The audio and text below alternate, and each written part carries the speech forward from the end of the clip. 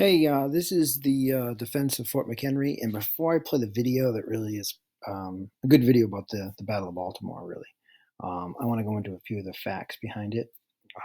Again, Baltimore was one of the most important cities in the United States at the time. It was building ships. It was the leader of building ships probably around the world.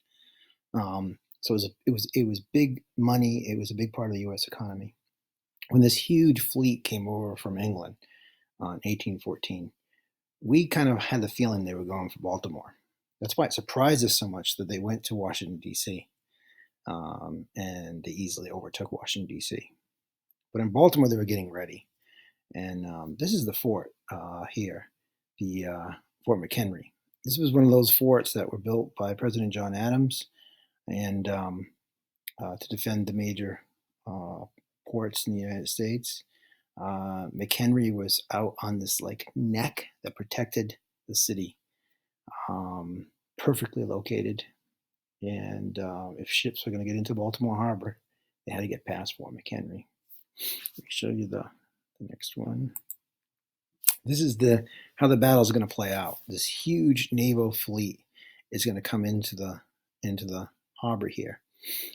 Meanwhile, a huge army led by General Ross will attack and try to take Baltimore by land. Here's Fort McHenry. See how it's on the neck, and it's kind of like a neck of land that sticks out. And so, in order for this huge fleet to get into the harbor and bomb the tar out of Baltimore, they have to get past here. And like we talked about, these ships can skip cannonballs across the harbor. And they did it. They took a trick from George Washington and had merchants sink ships out here to make it even more difficult to get past Fort McHenry to seal off the harbor. Uh, like I said, they were ready for this attack, um, and uh, and the attack was well coordinated. A couple other things before I get into the video is these two people are so important. I think General Ross is the leader of the British forces moving in on Baltimore. The army that's marching. He is an incredible general. He had kind of earned his way up the ranks in the British Army. He was Irish, and he kind of earned his reputation in Napoleonic Wars on the Peninsula Campaign. That was Spain and Portugal fighting against Napoleon in Spain. And he was badly wounded, and then he was reassigned the American theater, and he came over here. His men adored him. He was an incredible general. They respected him. He was smart. He was quick. Um, Definitely a force to be reckoned with. Armistead is the person in charge of the fort.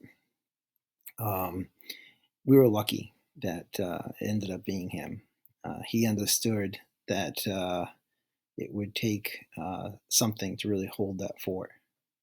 And one of the first things he did with his own money was to have some seamstress from Baltimore make for him the biggest American flag ever made to that point in history. And he wanted that thing flying over the fort to show all the people around from miles away that the American flag was over the fort. Generally, if the flag comes down from a fort, that means the fort has capitulated, it's surrendered. And so he understood theater, and he understood that a gigantic flag, it's kind of like the size of the big flags you see over the car dealerships today.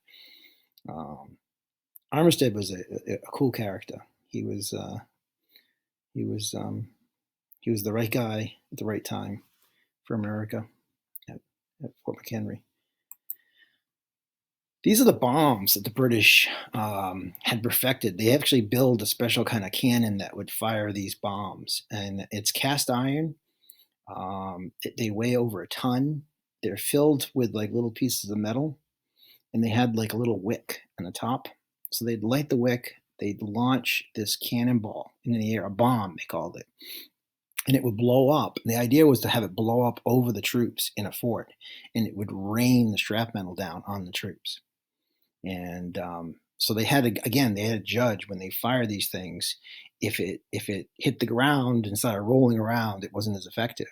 If it blew up on the way to the fort, it's not raining down the shrapnel on the men. So they have to kind of watch it, and they play around with the size of the wick.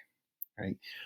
Most of the Battle of Fort McHenry is in the middle of the night, which makes it very difficult for you to be able to keep track of where the thing is blowing up, and if the wick is too long or too short.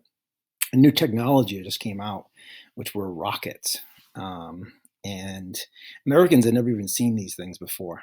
It had to have been creepy, but they had ships actually designed to fire these rockets, and they looked like something you see from like a cartoon.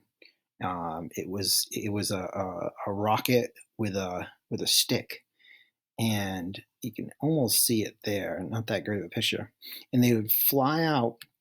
In the movie that I'm going to play for you, it looks like fireworks, but they don't look like fireworks at all. They would explode and they would glow, and a parachute would come out, and they would hang down and light up the sky, so that the men that were firing the bombs could see the fort and know how much to trim the wicks and stuff. So it's like a flare, but a flare with a parachute. And the United States troops had never seen these things before. This was like high tech rockets. They really weren't. They're not going to hurt anybody. They're just flares. But it was a new technology, and that's the Star Spangled Banner. That's the actual gigantic flag that Armistead had made. I'll talk more about that at the end of the video. So, yeah.